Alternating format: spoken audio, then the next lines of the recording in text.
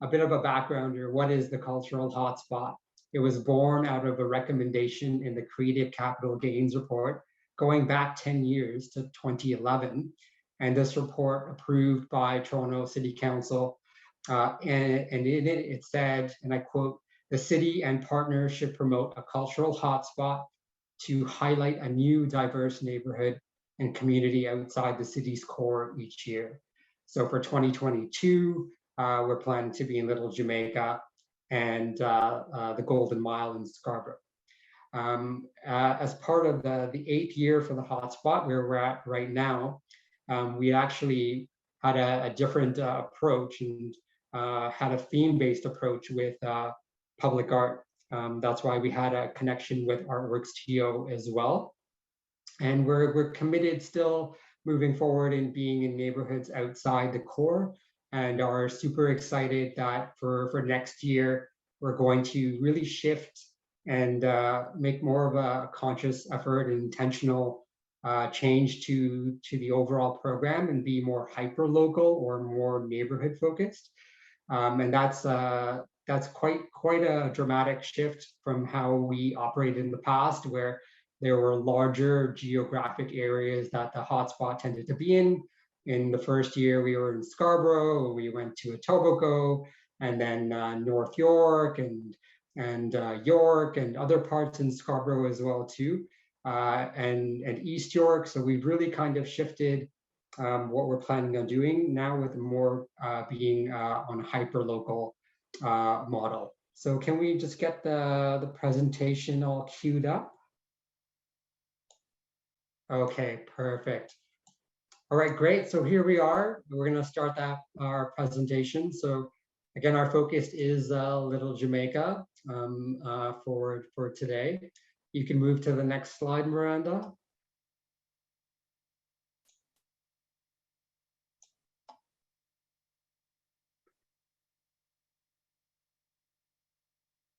Okay, so as I've mentioned, the cultural hotspot is going to be in Little Jamaica and Scarborough's Golden Mile next year.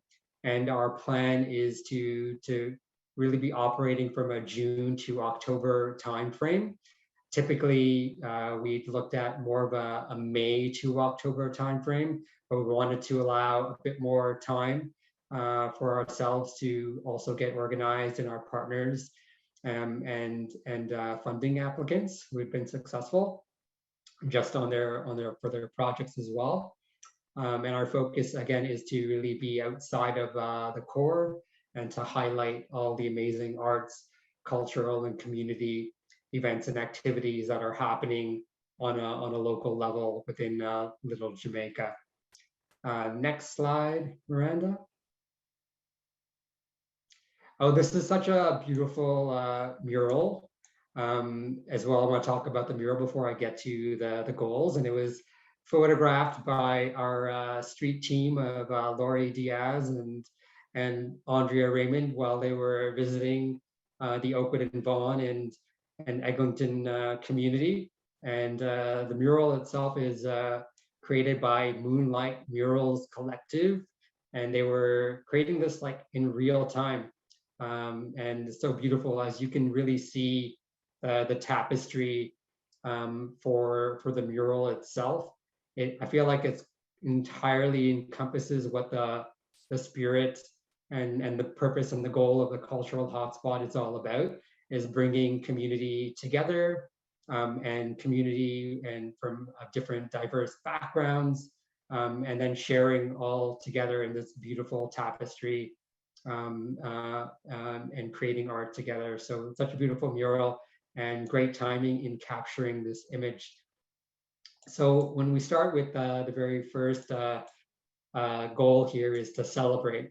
So we want to celebrate local culture, heritage, creativity, business, and community in Little Jamaica with special events, festivals, and art happenings, building community pride.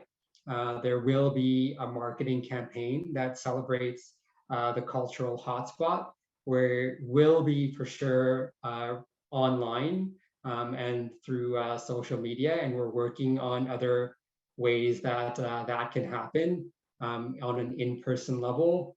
for the past 2 years, to be completely honest, as many of you can probably attest, because of COVID-19, there wasn't as much marketing happening on a on-street level or with printed materials.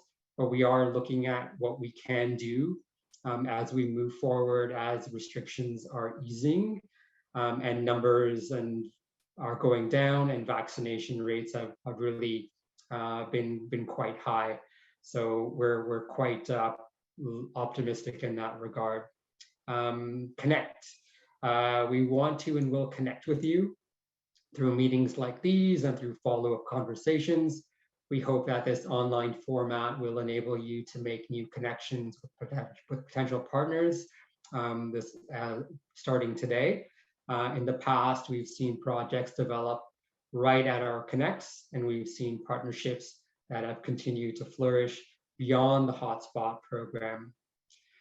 Grow through a series of projects, signature projects, which are large-scale arts projects, and Spark projects, which are smaller grassroots projects. We are making an investment in the people and neighborhoods with various organizations in Little Jamaica. That's what we want to do. We've also developed a legacy project called the Cultural Loops Guide and Tour Program. So for many years, this was actual printed guide in a hard copy, and then it went to a PDF format. And just this year, we launched a Cultural Hotspot Tours web app. So everything is now available on your phone or on your desktop, and it makes the Cultural Hotspot Tours much more accessible to people. And we have a mandate to provide opportunities for youth employment and mentorship throughout both our signature and Spark projects. So that is a focus there on what the goals are for the Cultural Hotspot program. Next slide, please, Miranda.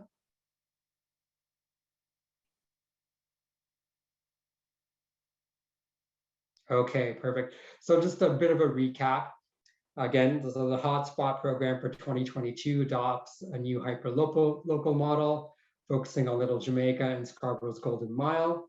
These two regions will serve as the featured cultural hotspot neighborhood hubs, highlighting their historical, present, and future cultural significance and creative contributions to the continued formation of modern-day Toronto. For Little Jamaica, and just to be clear what the boundaries are, this includes highlighting the communities as far west as Eglinton-West, going down towards Kiel, Fairbank to the north, Oakwood-Vaughan to the south, and Cedarvale to the east. And you'll see a better illustration of this in a map format when we conduct a Jamboard exercise later on for today. So over to the next slide as well. Spark projects. So a bit about Spark projects, and you're going to hear more from our presenter today, but I'll give you a bit of a kind of a precursor. It's an opportunity to partner with the City of Toronto to carry out a cultural hotspot community engaged project. This is really targeted for new, emerging, and established local arts and community organizations. In terms of funding, we are allocating up to $7,500 in funding for Spark projects. That's a new conscious shift. In the past, we have been at $5,000 as a maximum, but we do want to promote and have a stronger focus on youth employment and youth mentorship. So if, for example, your project is at $5,000 and didn't incorporate a youth employment or youth mentorship program, we don't want to eat into that budget of $5,000 or the overall project.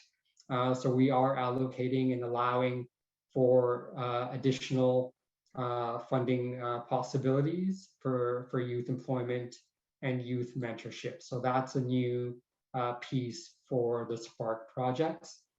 We're going to be celebrating and promoting and growing community arts and outside the core communities through our Spark projects.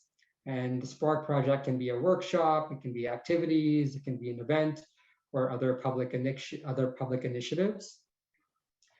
So over to the next slide. Perfect. So what do Spark projects have to have? They must celebrate arts, culture, and community. They have to engage community, so they should be community engaged projects.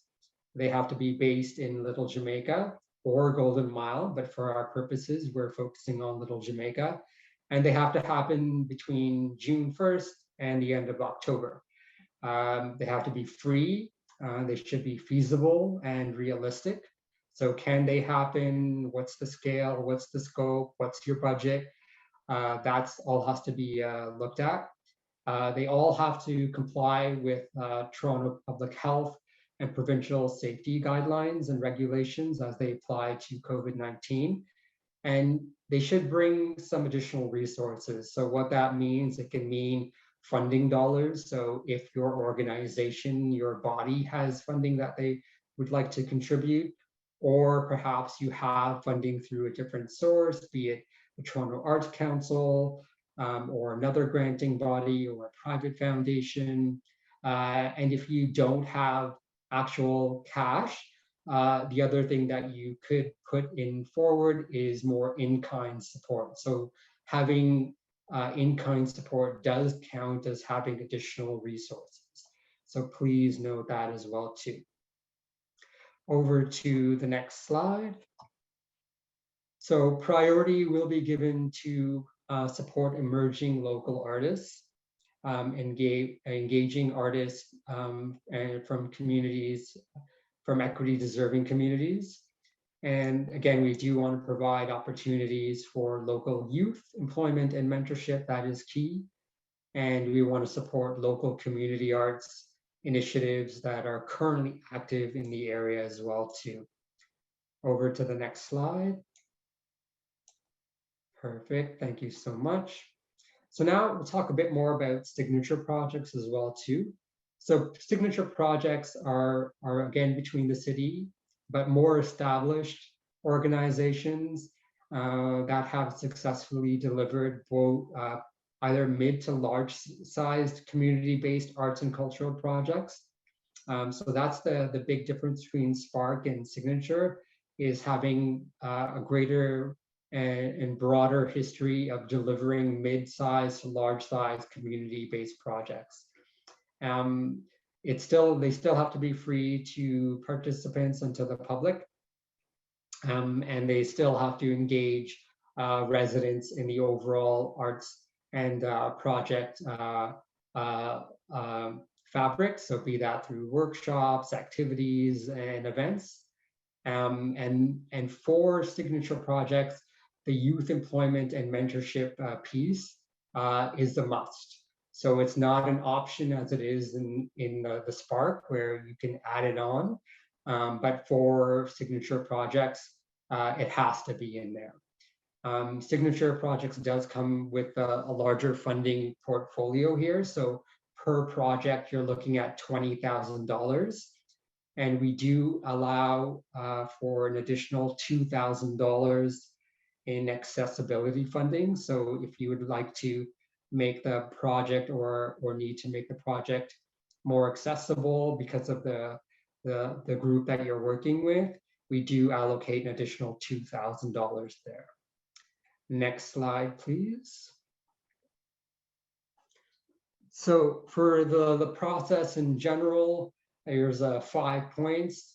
Doing what you're doing is you're at a Community Connect session right now.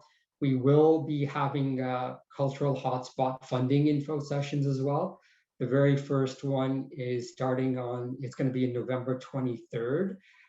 We did shift the date for that a bit further into November. So mark your calendar for that. We will be sending information about that as well. So we don't have to jot everything down quite right now, but we will share that with you. So thanks for that. If you connect with a Hotspot team member to discuss your project idea and receive feedback, so that's also something you can do in the process. And then review your project application and budget with a Hotspot team member, if that's something that you'd like to do, especially if you're brand new. If you've kind of already been through the grinder and this isn't your first rodeo, then you may not need to do that. You might feel completely comfortable with the process. And in terms of the deadline date, the deadline date is February 1st. So it's going to be in the dead of winter, super, super cold, and many months away. But we all know that that timeline is going to come much faster than we think, because there's so much already kind of happening and lots of activity, which is great, but just want to share that deadline date and for submission proposal with you now. And our aim then is to review all the applications that we have and get back to all the applicants by the end of February. So that's the process. Over to the next slide. Perfect. So here's another kind of a slide that just shares, who to contact. You can contact myself. You can contact Andrea if you have any follow-up questions about the application process. And we will share this deck with everybody as well too. So just note that as well, that we will share this deck, so you'll have it as well too. So over to the next slide. I think we have another slide as well too. Here's just a few other funding bodies and opportunities for you as well too, just to take note of. But again, we will share this with you in terms of the larger presentation. So thank you very much for allowing me to share the overview of the Cultural Hotspot program. If you have any questions, feel free to put that into a chat, but we can even take some questions right now, up to say like 5 minutes if anybody wants to jump in. And if not, that's okay too. Just want to provide the opportunity if anybody has any questions now. Maybe I'll just take an opportunity to jump in and say, so we would be looking, just to give you a sense of how many projects we do, we'd probably be looking at doing 3 or 4 signature projects in the neighborhood and between 10 and 15 spark projects. Typically we do double that when we're focusing on one enormous community, referring to something as Scarborough as a community. This year we're going to be focusing, as Nafal said, in both Little Jamaica and in Scarborough's Golden Mile. So we'll be doing some projects over in the east as well. But just to give a sense, because we really like to see a high success rate for applicants. So we're quite happy to kind of field project ideas and give feedback so that people can feel pretty positive about the potential of working with us. Thanks, Andrea. Okay, so it looks like we can perhaps move on along. So I wanted to now take the time. Looks like we do have a question and seeing a hand up from, is it Leanna? Leanna. Yes, thank you. My question is, I've done some events and got grants for them before in the past in Little Jamaica neighborhood. And in the past, they've made changes to see if people helping were able to get honorariums. Is that something that's part of it, where the people who are hosting it also get an honorarium as well? Because that's what happened with, I'm not sure if you're aware of the NIA grants that were $3,000 to $5,000 in the past. Okay, so I mean, I can answer that, and Andrea, if you feel like you want to add on to it. So when you're creating your budget, you can create a line for honorariums. And if it's if it's a collective, like an artist collective or a community collective, There can be admin fees as well too, based into the budget. So there is that opportunity for those that are working on the project to have some form of a payment in terms of an honorarium, if that answers your question.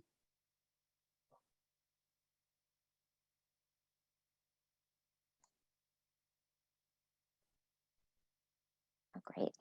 Thank you. Okay. Yeah, and please do feel free, anybody, to ask questions at any point. Okay, perfect. Any other questions?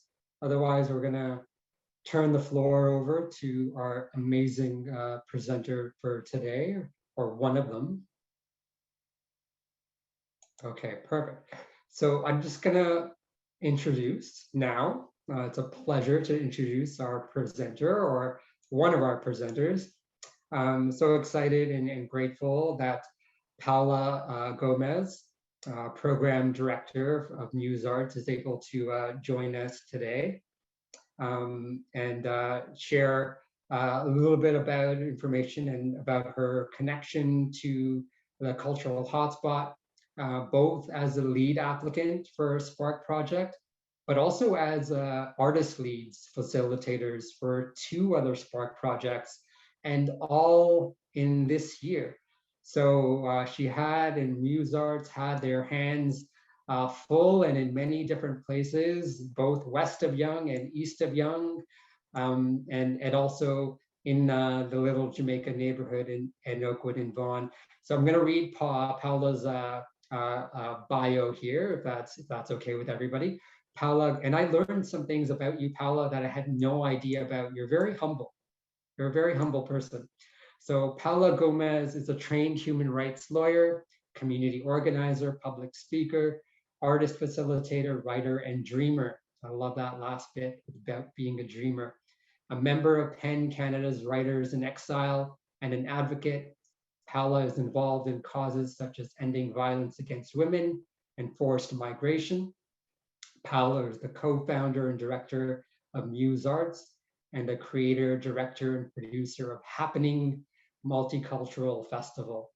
Paula's work with refugee and newcomer communities have been greatly recognized in Canada, where she arrived as a refugee. Paula is a recipient of the 2008 Amina Malko Award from the Canadian Centre for Victims of Torture, 2009 Vital People from Toronto Award from Toronto Community Foundation for community building initiatives. The 2016, there's a lot of awards here, Paula.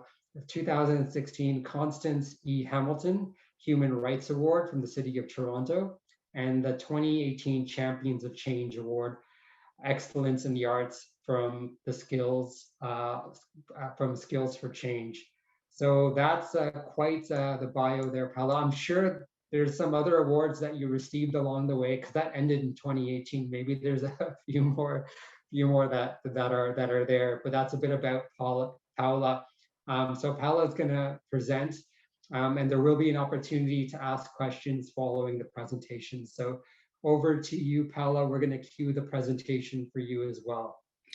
Okay, thank you so much. Thank you to the entire team of Cultural Hotspot for this invitation, and of course, thank you to all those who are attending today for your presence. I always laugh every time I hear co-director or program director because that's a fancy name. I'm also the receptionist, the secretary. I have to clean things, like I do pretty much everything.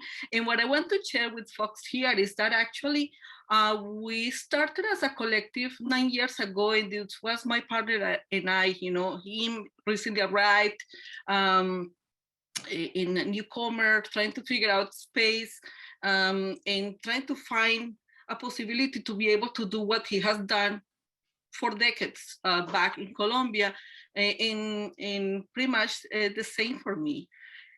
And we really didn't find a space. And so we are of that energy that if we don't find a door, we will create one.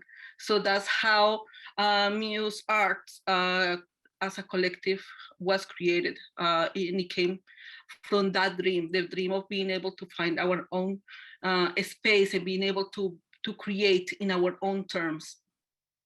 So thank you for reading my bio. I always feel very, I have a sense like of shame of hearing all those things, because the truth is that for some of them I feel very, very emotional. For instance, how with the award from the Toronto Community Foundation, that was actually the down payment for my house. And so that's back on the day when you could actually give $5,000 as a down payment. So I get emotional about this because I know how lucky I am in the many doors that I have knocked, in the many barriers that I have break, but I also recognize the many more that come up every time for artists, creators, and not only in the city, but all related to also, issues of housing and et cetera, et cetera. So I think it's this type of spaces that give us the opportunity to learn about funding opportunities, give us the opportunity to create. It also give us the opportunity to realize where there is funding for us to also be able to realize our projects and being able to live and pay our bills. So I'm very grateful for all those spaces that have been created. And I'm going to, this first image is of an installation we did as part of the Spark project with the Oakwood Village BIA. And we're very lucky that we're having Adila speaking after my presentation. So she was the dreamer of that project. And I was just lucky enough for her to connect with me and ask me if I wanted to be involved and if my team wanted to be involved. So essentially what we created in this project is this value for migration, this value for community. And something else that I want to share throughout this presentation, by the way, I didn't ask how many minutes do I have because I like to talk. So I better know how long do I have. 15 to 20 minutes. Perfect, thank you so much, fair enough. So I think this type of opportunities to, to learn more about the projects and the processes are so important. And if many of you are just like me that get very overwhelmed with reading those big guides, especially when you have many projects deadline that are coming at the same time, these opportunities come just at the perfect time. So I am here and you feel free to ask me any question. I will make sure to answer anything. I want to share that actually this is the first year that Muse Arts gets a grant with the Spark project, or that is involved with the Spark project. We first applied in 2020 and we did not receive funding. And of course, now that I understand how it works, I realize where the funding needed to go, and what I was proposing was out of the scope of what it was. What the funding was intended for. Although I went to one of those info sessions and I stayed there the entire time, but I still didn't get it right. I wanted to mention that because I think it's very important that we connect with the team. They are extremely helpful, so they will give information and they will provide you really good guidance, which will give you the chance to have a more complete application. So the other thing I wanted to share is that this year has been, as Nafal was mentioning, was very busy because not only we were involved, being the artistic lead for this project at the BIA, which I will share a little bit, and we also had our own project going on, which I will also share with you. And we also supported as individual artists another BIA with their Spark project. This is just great and an amazing opportunity. And if we can move to the next slide. So this project and this vision was brought to us through the Oakwood Village BIA. And it was such a great vision because it really encompassed the idea of what the journey has been in that area. You know, the BIA operates from Oakwood a little bit further than Eglinton to a couple of streets after the Toronto Public Library on Rogers. So Adila is here. She will correct the specific location in territory of the BIA. But what is really fascinating is that we engage in a process of collaboration, not only with the BIA, but with the community. And if you want to go to the next slide, also with indigenous artist Philip Cote. In that process, because of the type of work that we wanted to do, we really needed to first, before connecting with all the other community members as a team, we needed to hear more about the history of the area, more of the history of the territory. We wanted to be very respectful of all the information that we were sharing, both with community and what was going to be presented, because, you know, again, this is public art, and so as public art, we know that we are, you know, community members are exposed to the art without even wanting to be exposed, and so we wanted to make sure that the narrative that we were presenting was a narrative that was not only clear but was also. Did we lose Paula, or am I frozen? Can you hear me now? I can still hear you, Paula. Okay. So we wanted to make sure that everything that we were doing was respectful of every community member, and that although we live close by, we also recognize that we are not constant inhabitants of the area, and wanted to make sure that we were observing all the proper information. So we engage in many conversations, and again, I am very thankful with Adila, who, you know, worked so hard in this project and was willing to be part of all these meetings. And why I'm making emphasis on this, because one of the beautiful parts of the Spark project is the possibility for us as artists to engage with community members and with partners that are not only partners for this project, but are potential partners for other projects in the future. So being able to establish those relations, to establish those conversations with people that you feel the synchrony and the synergy is so crucial. And I think is one of the biggest benefits of this cultural hotspot program, the Spark project.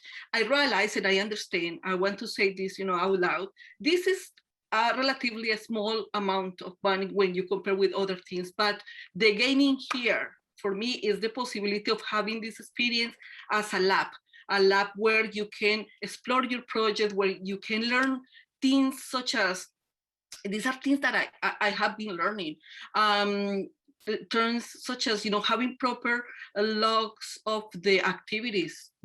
You receive all these documentations after you're approved. It is quite overwhelming. Like, it's a long email with everything in you know, with all the information.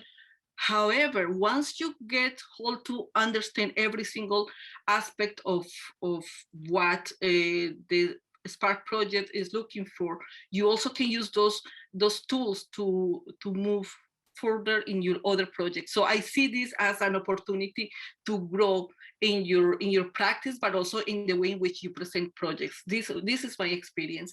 And for me, in relation to the VIA project program at Oakwood Village, the greatest asset for us was being able to be in a partnership with the VIA in all having the opportunity to connect with so many wonderful people, community members, so many people so engaged and so welcoming, and that was just great. Can we move to the next step? All these folks here are our team, including the mentees that were part of our project at Oakwood Village. So essentially, you may be thinking like, what you folks did there? Well, essentially what we did there was a series of sidewalk installations and a Windows installations, and those, then we created a map.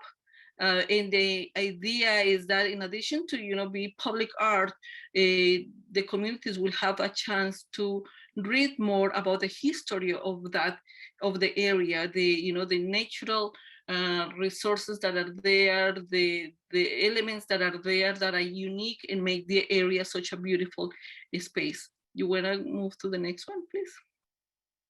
Hey, Paula, if I can just jump in really quickly.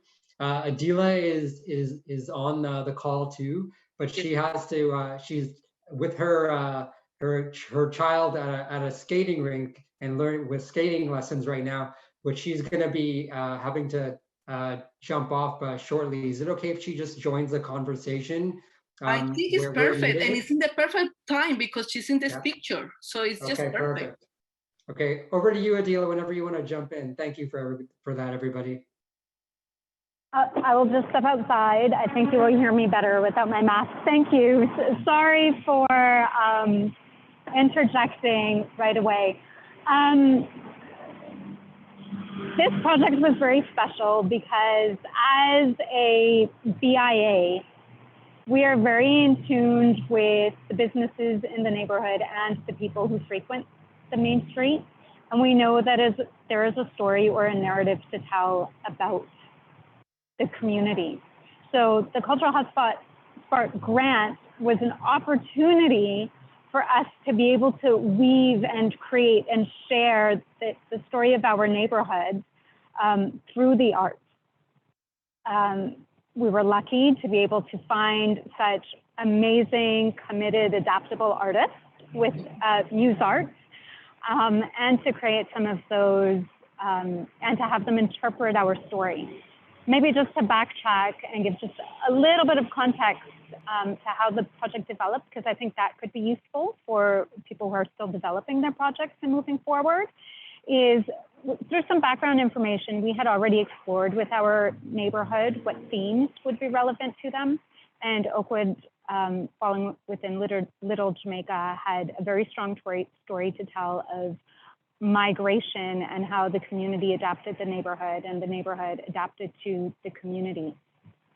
So we already knew we had a story to tell when the grant came up as an opportunity. Also, just being in the neighborhood, we saw the amazing work that Muse Arts were doing in the neighborhood. We know that we're in a neighborhood with several other artists. So as a step two, we thought to ourselves, we have a story. How do we connect with the artists? And so we connected directly with artists that we knew were working in the vicinity of our neighborhood, but we also put out a public call to artists through our social media. And we basically went with a relationship that was going to work for the benefit of all of us. And to this, again, the availability, creativity, and adaptability of Muse Arts was phenomenal. Not to take too much time, but Paula just commented on something that I think is super important if we even just think of the word spark as something that starts something. And Paula mentioned as one of the outcomes, the subsequent opportunities that were created from this project. And I can just name a few of them specifically. So in addition to working with Paula to implement the sidewalk and window art, we also adapted what would have been a launch event to include musicians. That it was a kind of shift in the programming towards the end of the summer because we still had some of our launch budget available. And we found musicians that most of them could walk to the neighborhood from where they live. Through our interaction with Philippe Côté, the indigenous artist, there was another relationship that was built, not just between the BIA and Philippe Côté, but also with Muse Arts and Philippe Côté. And I would just say, watch this space, watch the Muse Arts platform, watch the Oakwood Village BIA platform, because I think moving forward, you're going to see how some of these relationships have grown and continue to develop. The opening slide, Nafal, that you just put up there of the mural in Oakwood Village was a separate project altogether funded through economic development. But when the Moonlight Murals Collective walked through Oakwood Village to get inspiration for that mural, they looked at the paintings that Muse Arts had put on the streets and carried that narrative even through that project. So there is really a huge opportunity to integrate and connect dots and opportunities, and to let that spark continue to sort of burn and shine going forward. So our one takeaway was the amazing response we had from community members walking through the neighborhood and interacting with our installation. A second takeaway is the fantastic relationship that we developed.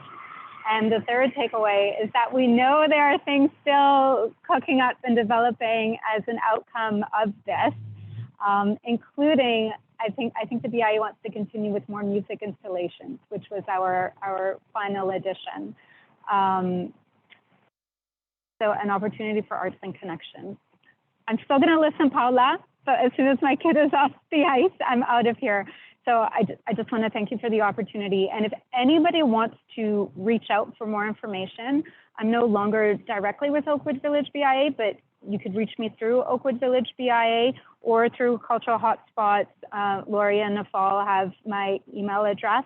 I kind of live and work in the community anyway, so I am happy at any point in time to speak to any of these projects, to mentor anyone who needs to put a proposal together, or to get some advice on how to roll out collaborative projects. Thank you so much, Adila.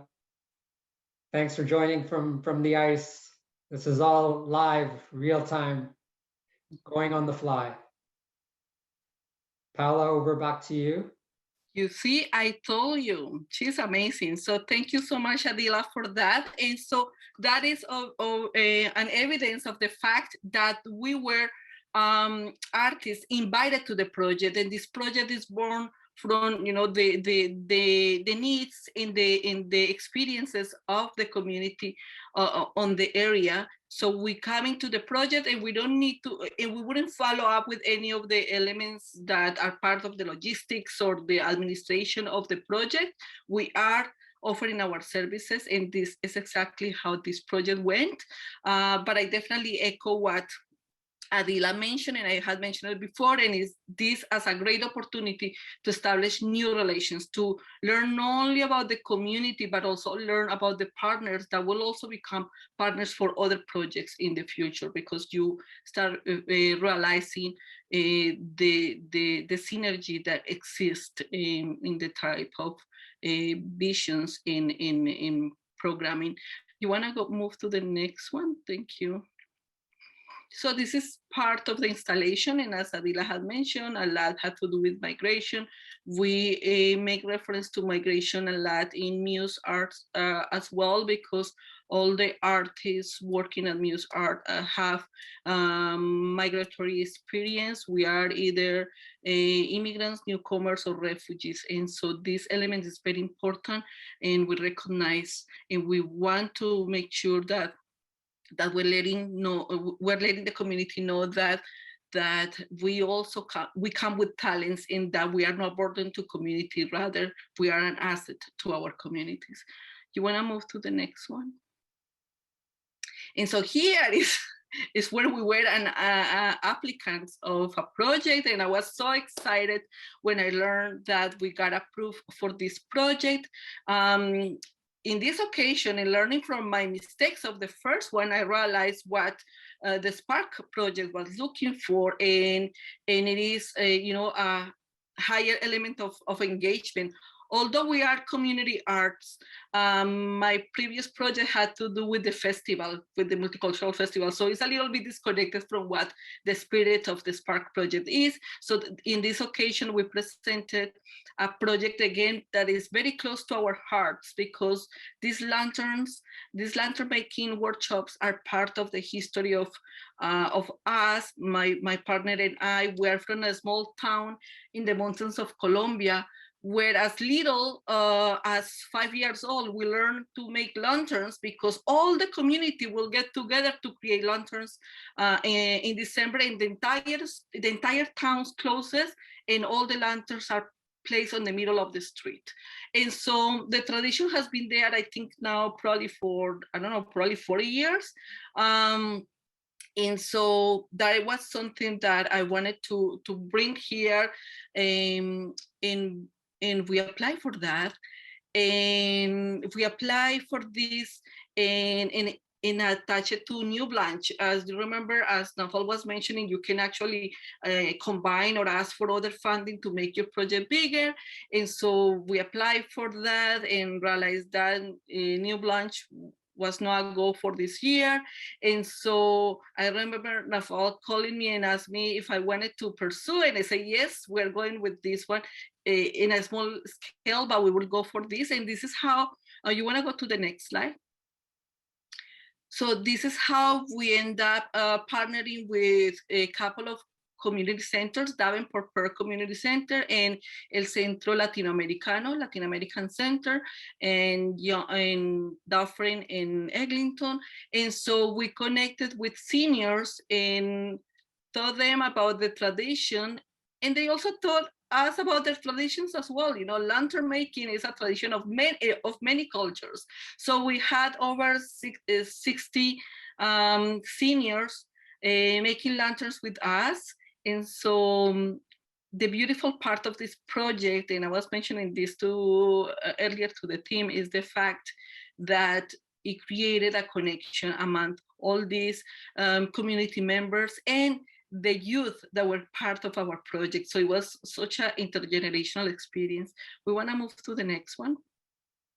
So then we got to present our lanterns, and at this time, and something else that I want to make reference to is how the Spark project becomes a space where other opportunities will come up. So through the Spark project, we also had the opportunity to receive additional funding to work to add to this project. So for this, we decided to make a little bit more of a show of the installation where the lanterns were going to be, and we created a mural which was going to be the legacy of this project at the park. All this took place at the Erlosco Park in Caledonia and St. Clair. You want to move to the next one?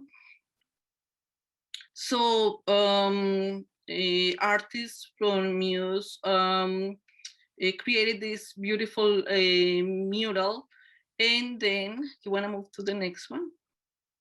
And then we had an installation, and the installation actually took place last Saturday. So the community members that you see on the top are some of the seniors that work on the project, and I think the biggest reward of Saturday was to witness their sense of pride, their happiness of seeing their work there. You know, they are no longer coming as spectators, they are coming as artists in the making as well. They are coming here as creators and celebrating this because this is also theirs. So that was just beautiful. And so we had installation, and we have this beautiful performance, which I have a very small video. We want to go to the next one, where folks can see the video.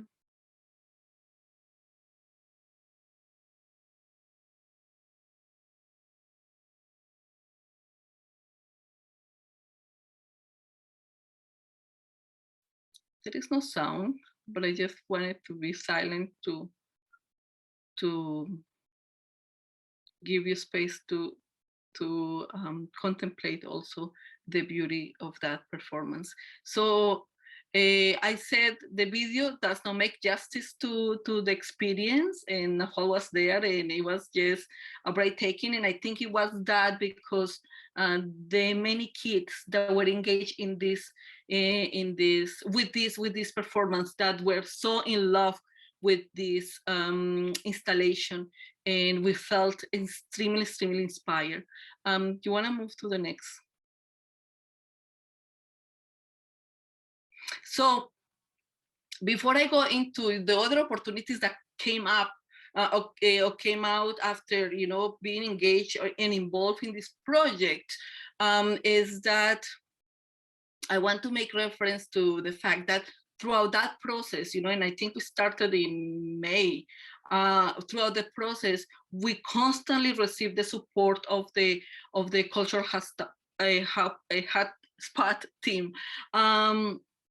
And that support, it wasn't only about requesting the reports, but, you know, being so aware of elements that we may need, being aware of the marketing elements, which also is extremely important, as we want to make sure that every material that we create is going to be supported and will be a material that we eventually will use for another project. So it enhances our portfolios, right? And so being able to have that expertise and have that support makes it so valuable and so much worth it.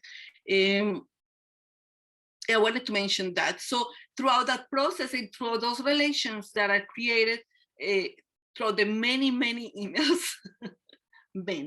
through the many emails, so I believe we start realizing that we also find support in the team, but also I believe the team realized that we have the capacity of undertaking other projects. And this is how at a certain point I get a call from the Greek town BIA, and had indicated how they had, you know, for X or Y reason, they had the artist that was commissioned to do their work was no longer available, and so now they are approaching us. So they are approaching us because not only they were part of that first meeting with all the grantees where we get to know each other, when we get to know about each other's projects, but also because Lori from the team says, well, you know, you need a sidewalk. We know who makes a sidewalk because these folks are doing sidewalks. So that's the power of being connected. And I'm talking, you know, and I'm always very careful about the word connection, because where I'm coming from, that's something negative. You know, I'm coming from a place full of corruption. So connections is something that I will always like put my eyebrow up. But what I'm talking here about these connections, I'm talking here about relations. This is a relationship situation, a relationship where I am part of the Cultural Hotspot family, where I am part of the roster of artists that have a series of skills that now these team members are aware of, and they can remember that we are part of that team, and that they can also attest of the quality of our work and can recommend that we actually could undertake the work. And so this is how in July we end up undertaking the work at a Greek town. Amazing experience. We were there for 10 days, having the best food ever, and also engaging with community members in ways that I had never experienced. I have to say that I have been very, you know, neighborhood oriented. So I am from the West End, and, you know, for many years, the only place I knew was Dufferin Mall. And and so going to the East End was a full adventure, and how we were received by community was just amazing, and we definitely fall in love with them. So this is how this happened. And can we go to the next one? Okay. So before we start getting ready and prepare for for for reports in the closing year.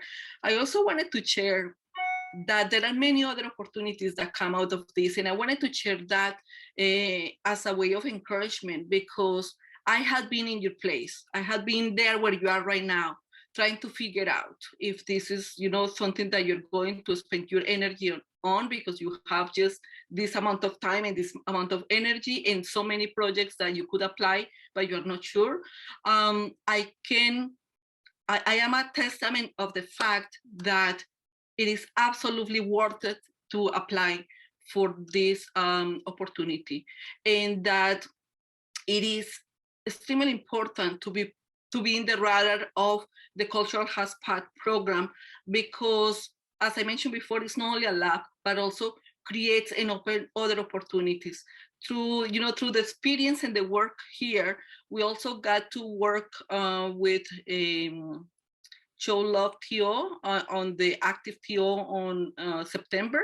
We're also now commissioned by the city to do to install the same lanterns in City Hall, and we are creating lantern making kits where we get to share the story that I just shared with you, where these lanterns are coming from. We are creating videos for that. So there are opportunities, and there are good opportunities. And I know that we are working in so much precarity as artists, and we need to find opportunities to have resources to be able to pay our bills and to be able to do our work. And I do believe that this spark is a good way to start, the fire of being able to live out of this work. And so I wanted to mention that, and I wanted to mention that as a way of encouragement, as I mentioned, as I said it before. I know how difficult it is to do all this, and especially if you are a collective, you don't have many hands, many supports. And I felt when the person that asked about honorariums, and I am so grateful that Nafal gave that answer, because I do believe that every person that works deserves to be paid, and pay artists first. That's how it should go. And so I do believe that through this project, we not only have the opportunity to learn, but also the flexibility to have those conversations with the staff to better figure out how to have a project that is successful and a project that is fair to everybody, that no one leaves feeling that they have been taken advantage of. And so I think we can move to the next slide. And so and she may not be here, but this is Adila's bike. And as she moves to another position and she leaves the VIA, I always appreciate her energy in her commitment to the project that we work together. And I am definitely looking forward to continue working with her. I just put that photo there to celebrate and honor her. So can we go to the next? And so I am leaving you with this, because this is my way of saying, keep dreaming. And if the door closes, don't worry. You just close it harder so others will open. And I do believe the ones that open through the Cultural Hotspot and the Spark project are immense and are wonderful, and they will fill you with so much inspiration. And I am grateful. I'm grateful with everybody in the team. I am grateful with you all that are here listening to me. And if you have any question, feel free to reach out, not only today, any day. I am here, and I do believe that we are here to lift each other up. And I am ready to do my part. Thank you so much. Thank you so much, Paula. That was such a moving presentation, and you speak from the heart. There were no notes. There were no notes for you. You're just speaking from the heart. So thank you so much for that, and thank you to Adila. I'm not sure if Adila is still on the call, but she joined from some arena in the city of Toronto. So thank you for that. Liana? Yes, just had to unmute myself. Okay, so I just had a couple questions. Is the signature grant, the 20,000, is that the same as the community engagement grant that was around before? Kind of just revamped? Audrey, do you go want with to take this one? Okay, sure. I think, Leanna, like, so are you a community engagement, I guess for clarity, community engagement grant from whom? Like from a different city division? I feel like it went alongside the Cultural Hotspot one before. There was a community engagement by the city, yeah. Okay, so I mean, I guess, sorry, I'm struggling to answer the question. I mean, I think, so we've had the Signature Project and the Spark projects have been kind of the two funding streams since we started the hotspot in 2014. So the Spark, we've always had a very open call. The Signature has been like not quite as open because we've known that there would be sort of fewer applicants who would be successful, but we want to be able to open it up to whomever wants to apply. Just knowing that we only kind of provide a certain number, we try to, like, again, with my thought about success rate, we were really cognizant of not wanting to offer opportunities for funding and then, you know, have 80 applicants, but knowing that we would only fund 6 people, which we've kind of tried to, I guess, anyways. So I don't know if that completely answers your question, but yeah, the community engagement piece is certainly part of the Signature project, just as it is with the Spark. So the notion of having, you know, a project that's free for attendees to take part in. I'm so sorry if you hear background noise. I have a very excited 4-year-old who's trying to tape the door shut so that I can't leave the room. But you know, so we really want like that community engagement piece, you know, the idea of having youth employment and mentorship, and just really making the project kind of celebratory of the community and inviting community members to attend. Please feel free to drill down and get me to answer exactly what you're looking for. Okay, I guess that kind of leads to my next question was, were there any successful applicants from Eglinton-West specifically? Because that's where I consider Little Jamaica, even though I know the surrounding areas are part of it, but there's been a lot of negligence on Eglinton-West specifically. This is really the first, like we did in 2019. I'm pausing because I'm losing track of years. We were in North Etobicoke and sort of former city of York, which, you know, the Little Jamaica area would have been part of. We were in both of those areas back in 2019. I don't think that we got any applications from the area. I'm trying to remember, we worked with Urban Arts as a Signature partner. Lori, pop in for Signature projects. There was the Sounds of Eglinton project that Adila was actually part of, Right. which brought artists from the area and had live music. So through the York Eglinton BIA, as well as the Oakwood BIA, which did an urban market. So there were 2 separate projects. Right, and both of those were at a Spark level, right? But at the Signature level, I feel like it was Urban Arts that was kind of at the table. No, you're being very helpful to give context to those projects. Thank you. Only because I loved what Paula has done with the Oakwood Village area, and that's more Oakwood and Rogers, I feel. So that's why and I understand that she wants the connection, which I would love to have that connection with Paula to be able to see what she's done and like what we can do, because especially on Eglinton, there's been a little pushback with the BIA for anything to beautify the area because of construction. And basically a lot of residents and businesses have been told, like, we have to wait until construction is finished, and we really don't know how long that'll be to input art installations. But when it comes to events, I was just part of Afro-Caribbean Farmers Market, and that was at Eglinton and Oakwood in the parking lot. And I see Ima here, and so she was there too. She was a vendor, and that was amazing. And that's the kind of thing that we want to bring back. And I would love to work with Ima on that too.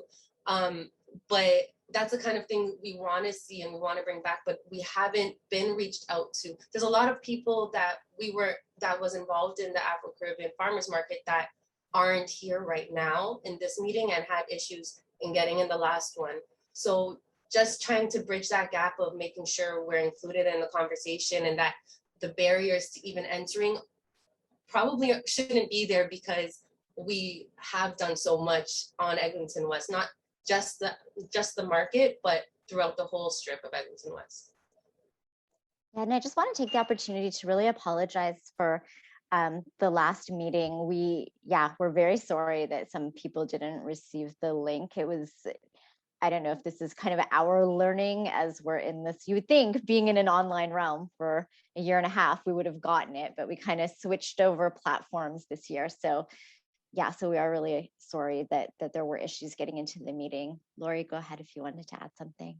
Yeah, I know that an attendee at the last session from the York Eglinton BIA office was quite open with sharing his contact, LaRose Mercator. I hope I'm pronouncing his last name correctly. So if, Lynn, if you're interested, I'm sure we can somehow connect you.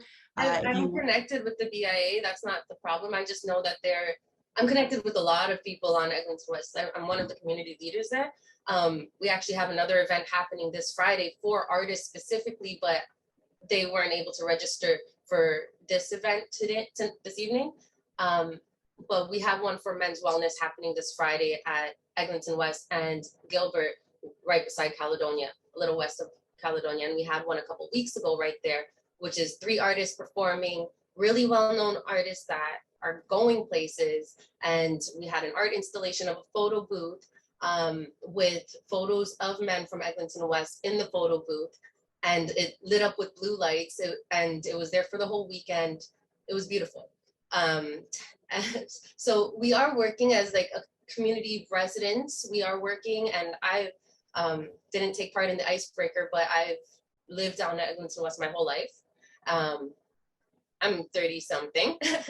And yeah, so we've seen a lot of changes, and we've always kept engaged with the residents, and it's just, we want to engage Spark now more to make sure that you're on our side when we really want to put something through, because even just for this event on Friday, I don't know if we're going to be able to fund for the 3 artists, which is just $300 honorarium. So we might not even be able to have them at all, which is something maybe we could work with on a if we had more time, right? But yeah, so just things like that. We're working. I'm connected, but sorry, bridging the gap. No, you don't have to apologize. All right, thanks so much, Liana, for the insight and the valuable feedback. Really appreciate that. And as mentioned off the top, we are planning an in-person community connect, which will be right on Eglinton.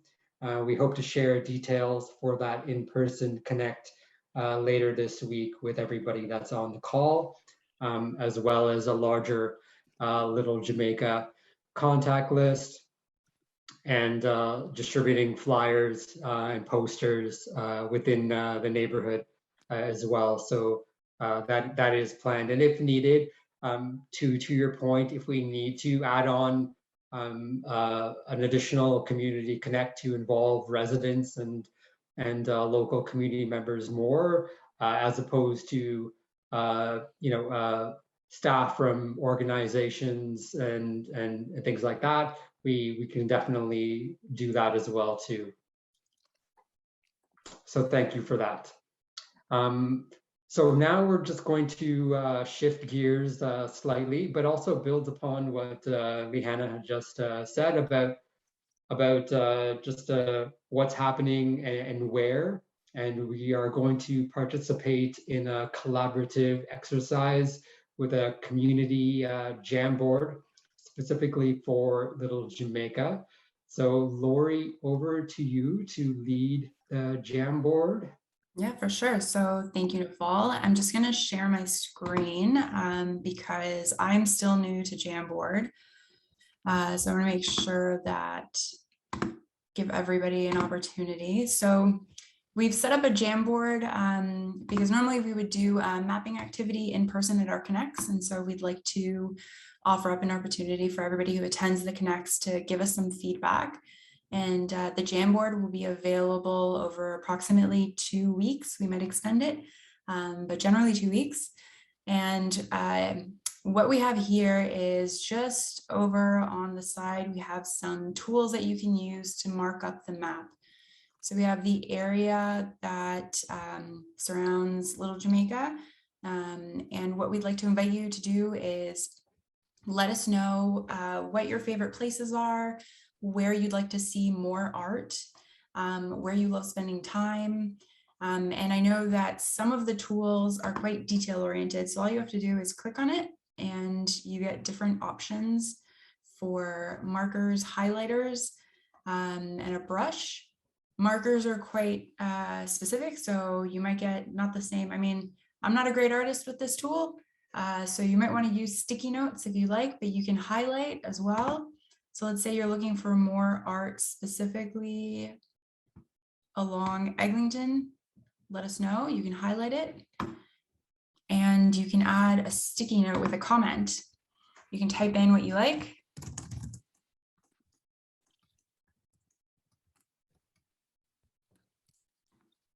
And then save it. So we invite you, while we continue on a discussion with a couple questions, to add some notes and add some markings to the map and give us some feedback on what you'd like to see us sort of help out and bring to the community with Spark and Signature funding. And if you have any questions about the Jamboard, please go ahead and ask them in chat. And we'll share the link with an email later for everyone who attended, just in case you want to add something later on.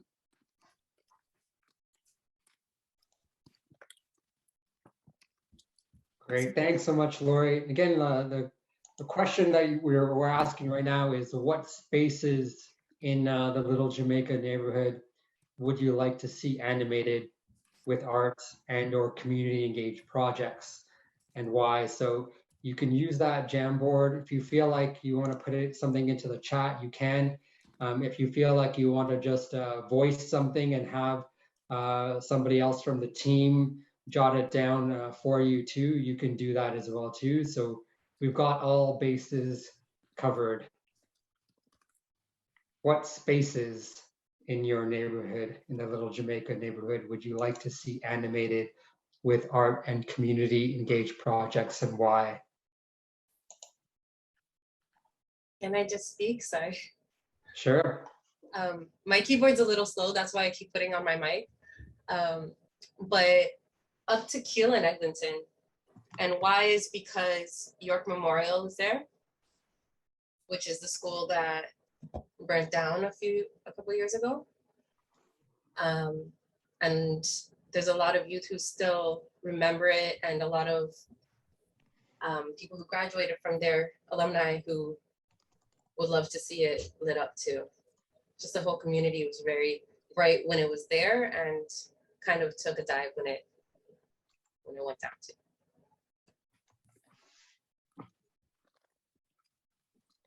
All right, thanks for sharing that, Liana.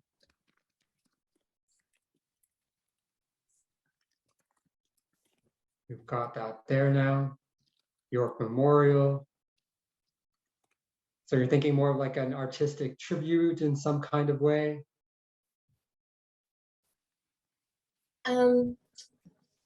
We've had, it used to be home, I'm not sure if everybody's aware of Coronation Park behind the Civic Center, but that used to be home to Grenada Day, Marcus Garvey Day, and a lot of other festivities for the community.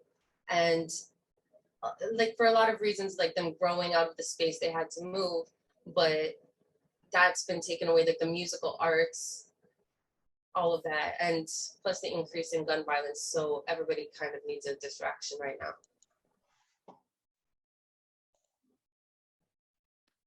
Okay, thanks for that backgrounder.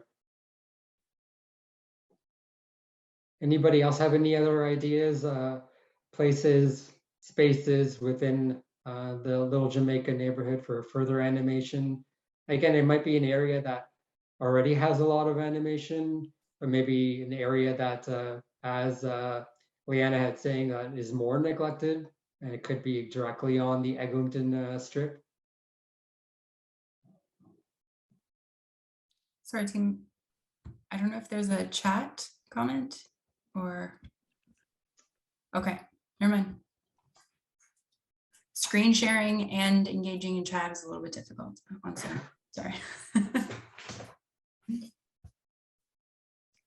But again, if you don't think of something right now, no problem. You can think about it after. You can add something to the map later on. But we would really appreciate if anyone could let us know. Yes. Thank you. So it says, I'd like to see beautified furniture pieces along Eglinton-West. People use the sidewalks as a gathering place.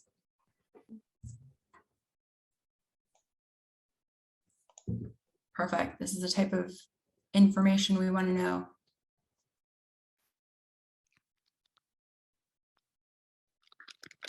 You can also let us know in a sticky note if you have a favorite business, somewhere you like to eat. We'll be spending a lot of time in the community over the next year or so. So we're always looking for potentially like catering options for events. So let us know.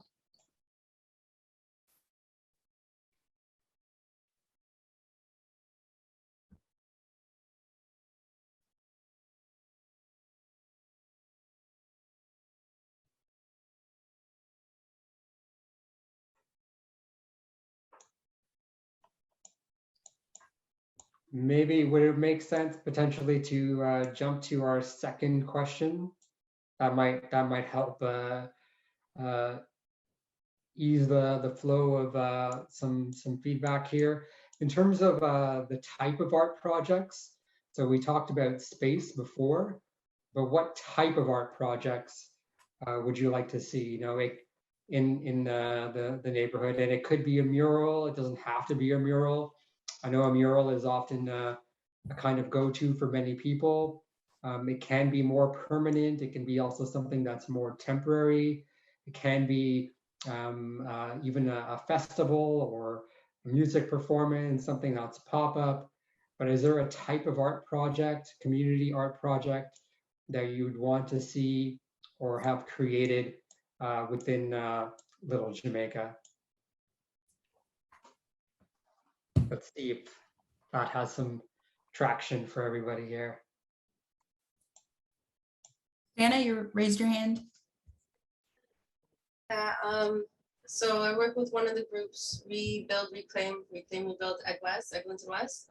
And it's just a lot of youth who came together and thought of, they actually did the Little Jamaica rally to have it called Little Jamaica and have the heritage status. And they've been thinking about having like a jerk festival or something along those lines. So, but that would go, it would happen in parts because the BIAs are different going up Eglinton. So, or just including them all if we actually had the manpower to get it done from Kiel to Oakwood or to Marley. Okay, thanks for that, Liana. That's really valuable insight, really good to know. And yeah, these are the things that we're waiting to hear from as well too, as to like what's percolating on the ground and what the members of the community would like to see. These are the types of projects, if you put forward an application, you know, that they could potentially receive funding for. Anybody else can, oh, Liana, do you have another add-on here? Hands up. I'll take that off. Oh, okay. Is there anybody else who would like to build upon what Liana is saying? Anything else in terms of ideas that are germinating on the ground from different collectives or organizations or youth groups or what have you?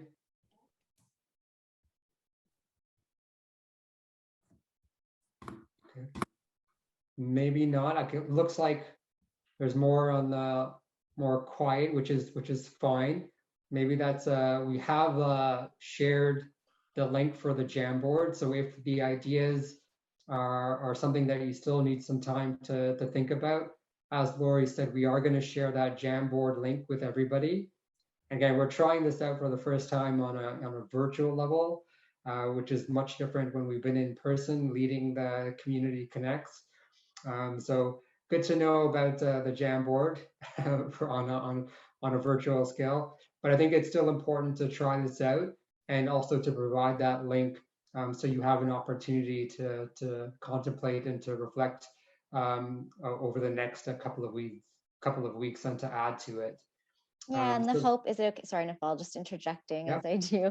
I think the hope is, or the spirit behind some of these things, like the Jamboard or the questions that we ask, is yeah, really typically for us, and it is very different in kind of a COVID world, but the Connects have been a really nice space where, you know, if people haven't already been connected with each other, you know, that you're hearing about each other's ideas, and there's really nice synergy that can develop. So that's kind of the hope with things like the Jamboard. You know, if we kind of see, oh, this festival is percolating, you know, and we're in another kind of meeting and we hear somebody else talking about something, it helps us to kind of, you know, add to the connections that are already happening. I mean, certainly, you know, your community and what is happening on the ground, and we're just really hoping to learn from you and point people in the right direction if they've got some ideas for how they want to animate the community or be involved.